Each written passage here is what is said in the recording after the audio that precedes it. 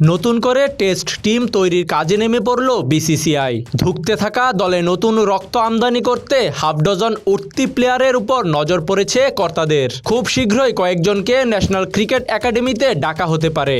অশ্বিন অবসর নেওয়ার পর ভারতীয় দলে ইতিমধ্যে ডেকে নেওয়া হয়েছে তনুষ কাটিয়ানকে। মুম্বাইয়ের এই বোলিং অলরাউন্ডার রঞ্জিতে ব্যাটে বলে মাত করে দিয়েছেন এবার। তার স্পিন রীতিমতো আলোচনার বিষয় ছিল এবারের রঞ্জি ট্রফিতে।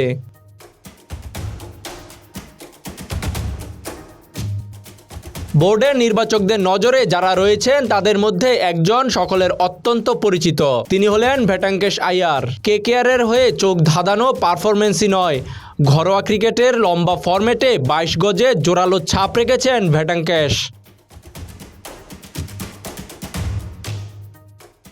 হায়দ্রাবাদের বাঁহাতি ব্যাটার তন্ময় আগরওয়াল লম্বা ইনিংস খেলতে ভালোবাসেন তন্ময়। রঞ্জিতে 366 রানের একটি ইনিংসও আছে তার ঝুলিতে।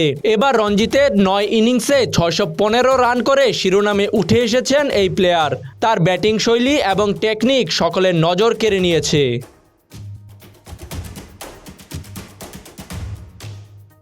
মধ্যপ্রদেশের শুভম শর্মা রঞ্জিতে 8 ইনিংস খেলে করেছেন 605 রান। মিডল অর্ডারের এই ব্যাটসম্যানকে নিয়ে ক্রিকেট পণ্ডিতরা বলছেন, ছেলেটা যেমন স্পিন খেলায় স্বচ্ছন্দ তেমনি পেস, এ এক বিরল প্রতিভা।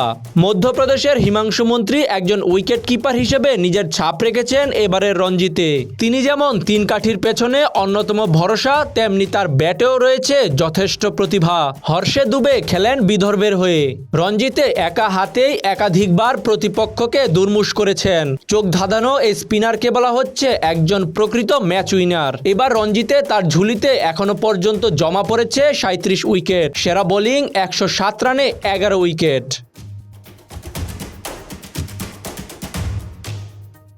কাশ্মীরের আকিব নবীর নামও এখন আলোচনায়। ভূস্বর্গের এই পেস বোলার 11.75 রানে রঞ্জিতে তুলেছেন 32 উইকেট। ক্রিকেট বিশেষজ্ঞরা বলছেন টাইট লাইন লেংথ বজায় রেখে একটানা বল করে যেতে পারেন ছেলেটা। দুদিকে সমানভাবে সুইং করানোর দক্ষতাও নজরে পড়ার মতো এই বোলারের। নিউজিল্যান্ড ও অস্ট্রেলিয়ার কাছে দুর্মুশ হবার পর জাতীয় টেস্ট দলকে ঢেলে সাজাতে চাইছে ক্রিকেট বোর্ড। এই কারণেই সামনে এসেছে এক ঝাঁক তরুণ প্লেয়ারের নাম। হয়তো দেখা যাবে এদের মধ্যে কেউ কেউ হয়ে উঠবেন আগামী দিনের স্টার, হবেন নতুন উন্মাদনার ভরকেন্দ্র। তাজিম আশরাফ, বিডি আর্কাইভ।